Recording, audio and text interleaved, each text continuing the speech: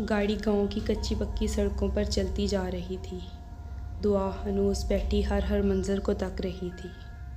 दूर खेतों में डूबता हुआ सूरज जब अपना अक्स लहलहाते हुए खेतों पर डाल रहा था तो एक दिलकश मंज़र पेश कर रहा था। दुआ के लिए ये सब चीज़ें बहुत नई थीं। अब्बू जान ने गांव से मुलाजिम को हमें लेने भेजा था। मेरे लिए दुआ के साथ होने के अलावा खुश होने की एक और वजह भी थी, और वो थी रियान अहमद। मैं बचपन से अपने चचा ज़ाद के साथ मंसूब थी।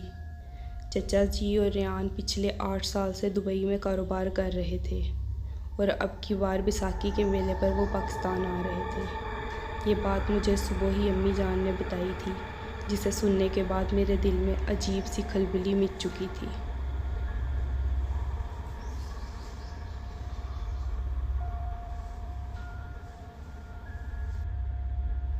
मेरे वालिद साहब 5 भाई थे, जिनके दरमियान में इत्तेफाक और मोहब्बत पूरे गांव में मशहूर था। 8 साल पहले दादी अम्मा की वफ़ात के बाद छोटे चाचू बाहर चले गए थे, जबकि मेरे वालिद साहब ने फ़ौज से रिटायर होने के बाद शहर में घर बना लिया था। हम वालिद साहब के साथ रहा करते थे। रिटायरमेंट के बाद वालिद साहब ने काश्तकारी शुरू कर दी तो वो ज़्यादातर गांव में रहने लगे। बाकी तीनों चचा दादी के घर में एक साथ रहा करते थे। मेरी वालदा इंतहाई साबिर ख़ातून थी, इसलिए इनके चच्चियों और दीगर रिश्तेदारों से बहुत अच्छे ताल्लुकात थे। सभी को बेताबी से हमारा इंतज़ार हुआ करता था।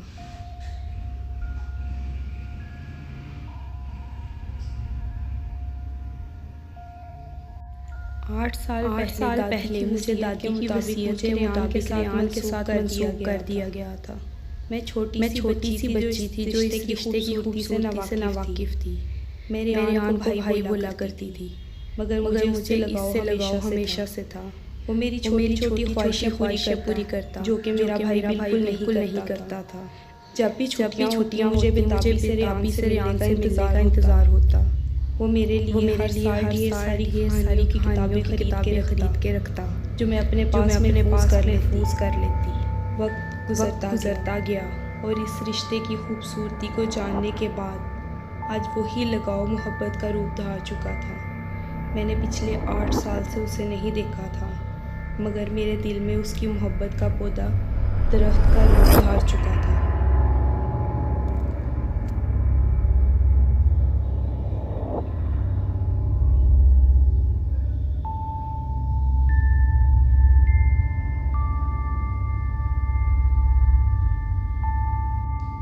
अगली सुबह वालिद साहब चचा जान को लेने एयरपोर्ट जा चुके थे। मैंने 8 साल इस वक्त का इंतज़ार किया था जब मुझे उस शख्स का दीदार नसीब होना था, जो मेरी आने वाली ज़िंदगी में हर खुशी और गम में मेरा साथी था। मैं बेताबी से इंतज़ार कर रही थी। वक्त जैसे थम गया था, लम्हे साल बनकर गुज़र रहे थे। मैं खासा वक्त लगाकर तैयार हुई थी, हल्के जामनी रंग के सूट में मलबूस आईने से दाद तलब कर रही थी, जब दुआ ने मेरे कान में आकर उसके आने की खबर दी। धड़कन बेतरतीब हुई। मैं भागती हुई गेट तक पहुंची। वो सबसे मिल रहा था। मैं हनूस खड़ी उसे तक रही थी। वो बहुत बदल गया था। ब्लैक पैंट कोट में वो खासा हैंडसम लग रहा था।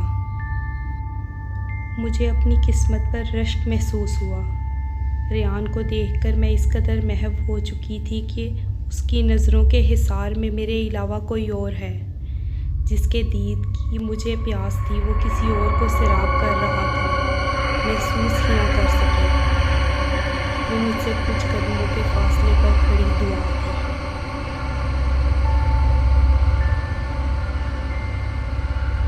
मैंने फ़ौरन से सलाम लेकर रियान की तवज्जो अपनी तरफ मरकूज़ करवाई। इसने मेरी तरफ देखा। मुझे देखते ही रियान की आंखों में वो चमक आ गई जो बचपन में आया करती थी। मैं उसकी आंखों की तपिश को बर्दाश्त न कर सकी और फ़ौरन से नज़रें झुका लीं। वो धीरे से मुस्कुराया। हाल पूछने पर मैंने सिर्फ सर हिलाने पर इत्तफा किया। उसके होने का एहसास मुझे महसूर कर रहा था। हाल चाल पूछने के बाद वो अंदर चला गया, और मैं उसके महंगे परफ्यूम के हिसार में अब तक थी, जब दुआ ने आकर मेरे कंधे पर हाथ रखा और मेरी किस्मत को सराहा। वो रेहान की बहुत तारीफ़ कर रही थी और मैं इस लम्हे को सोच रही थी जब मेरे बजाय रेहान की आंखें दुआ पर रुक गई थीं।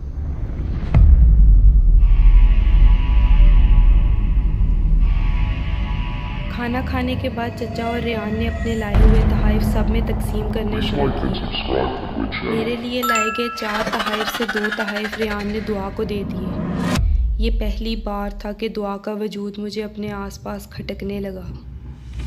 ठीक कहते हैं कि मोहब्बत इंसान को खुदगर्ज़ बना देती है। हर उस चीज़ से नफ़रत हो जाती है जो महबूब और अपने दरमियान हाइल होने लगे। मैं खासी दिल बर्दाश्ता होकर कमरे में आ गई थी। दुआ समझ गई थी कोई मसला है, मगर वो ये महसूस ना कर सकी जो मेरे दिलो दिमाग में चल रहा था। मेरे तन बदन में आग लग गई थी। आज पहली बार मैं अपना मुआवजा उससे कर रही थी। मैं दिल ही दिल में इस वक्त को कोस रही थी जब मैं दुआ को अपने साथ लेकर आई।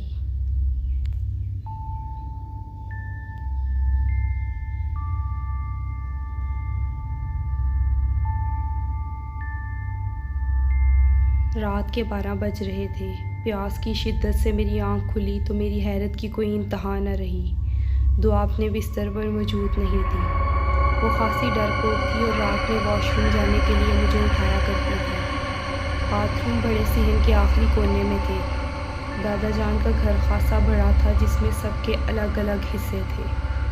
सहन सबका एक था जिसके एक तरफ गोदाम था जहाँ मौसमी अनाज का ज़ख़ीरा किया जाता था। घर के साथ ही हवेली थी जहाँ बहुत से जानवर थे।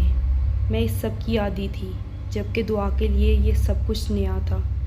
वो अकेली रात के वक्त बाहर जाने से डरा करती थी।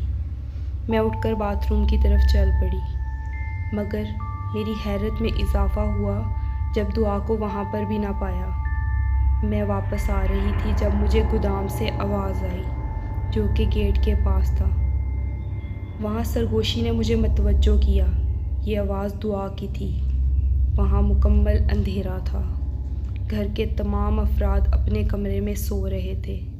सहन में काफ़ी सारे दरख्त मौजूद थे।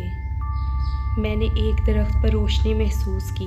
मैं उस तरफ चल दी। मैंने देखा जिसे देखकर मैं अपने हवास खो बैठी। शदीद गर्मी में मेरे हाथ पांव ठंडे पड़ गए थे। आवाज़ गले में फंस गई थी। मेरे सामने का मंज़र